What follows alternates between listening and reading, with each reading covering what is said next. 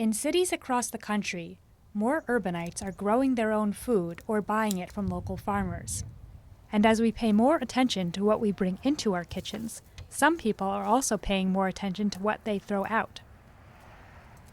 One way to reduce waste is by composting.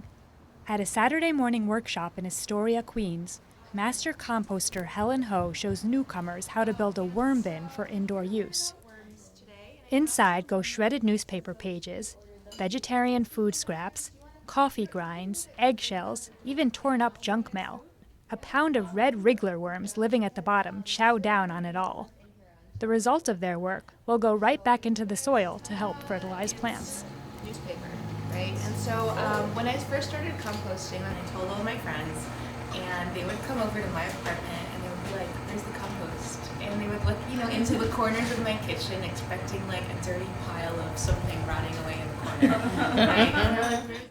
Ho demonstrates how to properly aerate the bin and rattles off a list of items to help prevent odors. She also encourages the group to warm up to the worms. Have it for once a month. They're like your pets, right? You have to feed them and take care of them. They're pretty low maintenance, so if you go away for like a week or two, they should be fine unless it's... According to the U.S. Department of Agriculture, Americans waste 30% of all the food we produce, buy, and sell.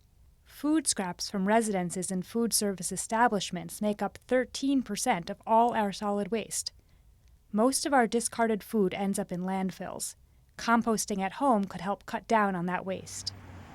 I think we could do so much better in terms of all of us leaving a smaller footprint and, leaving a cleaner environment. But I would love to be able to give, something that I did and the worms did back to my plants. But say you just can't stomach the idea of keeping worms in your apartment. At the Sunnyside Farmers Market, the Western Queens Compost Initiative sets up a booth each Saturday to collect food scraps from people who don't have the space or energy to compost at home but still want to help. Leanne Spalding, one of the coordinators, promotes the group's mission. It is hard in such small apartments and in this tight urban setting to collect food in just, say, a barrel. So it's just easiest for people to collect the scraps, put them in a bag in their freezer. It doesn't smell. If they have space, it's great. And then they have this nice frozen block that they just come in. In just 3 hours, Spalding can collect up to 300 pounds of compost. Peter Richter, a local gardener, carts today's load back to the outdoor compost heap at Sunnyside Community Garden. Here, herbs, flowers, and tomatoes are thriving in the nutrient-rich soil. Richter says this compost is a far healthier diet for the plants than a bag of Miracle-Gro.